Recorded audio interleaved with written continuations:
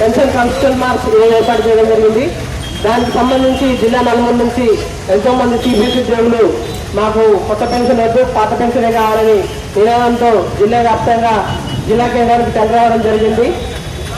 టీఎస్సీపీఎస్ 2016లో పాత పెన్షనే కాదనే ధ్యేయంగా 2016లో ఏర్పడడం జరిగింది. నాటి నుంచి కొత్త పెన్షన్లో ఉన్న లోపాలను ఎత్తి చూపుతూ కొత్త పెన్షన్ వల్ల ఉద్యోగస్తులకు జరిగే నష్టాలను వివరిస్తూ అనేక కార్యక్రమాలు చేసుకుంటూ వస్తుంది. ఆయుధ ధర్మదీక్ష కావచ్చు, ఆయుధ చండీయాగం కావచ్చు, అదేవిధంగా జనజాగరణ కావచ్చు, అదేవిధంగా అనేక కార్యక్రమాలు చేసుకుంటూ వస్తున్నది. తద్వారా సిపిఎస్ ఉద్యోగులు ఇప్పుడున్న విధానంలో ఎన్నో లోటుపాట్లకు గురై జీవిత అంటే రిటైర్మెంట్ తర్వాత వాళ్ళకి పెన్షన్ భద్రత, అదేవిధంగా ఆర్థిక భద్రత లేదనే విషయాన్ని కేంద్ర రాష్ట్ర ప్రభుత్వం తెలియజేస్తూ వస్తున్నాం. దాని క్రమంలో భాగంగా మేము చేసిన కార్యక్రమాల ఫలితంగా సిపిఎస్ ఉద్యోగులకి గ్రాట్యుటీ వచ్చింది. అదేవిధంగా గత సంవత్సరం కిందట సిపిఎస్ ఉద్యోగులకి ఫ్యామిలీ పెన్షన్ కూడా వచ్చింది.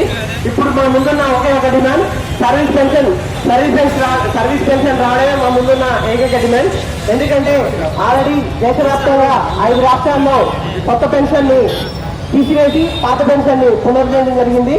6వ రాష్ట్రంగా తెలంగాణ రాష్ట్రం కొత్త పెన్షన్ తీసివేసి పాత పెన్షన్ ను ఏర్పాటు చేయాలనే ఉద్దేశంతో మేము ఈ రోజు 33 జిల్లా కేంద్రాల్లో పెన్షన్ కాన్స్టిట్యూషన్ మార్పును ఏర్పడడం జరిగింది.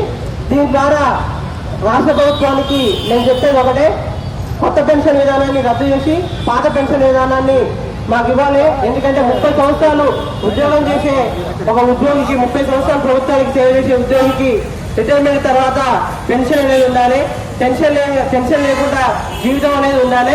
కానీ కొత్త పెన్షన్ వల్ల ఉద్యోగులకు పెన్షన్ అనేది పక్కన పెడితే పెన్షన్తో బతకాల్సి వస్తుంది.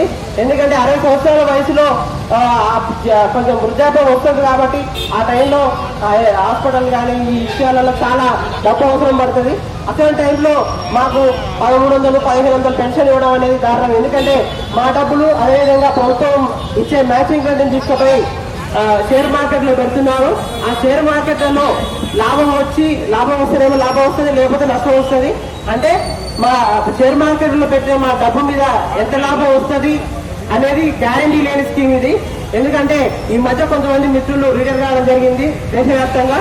వారిలో కొంతమందికి 1300, 1000 రూపాయలు, ఒక వ్యక్తికి అయితే 150 రూపాయల పెన్షన్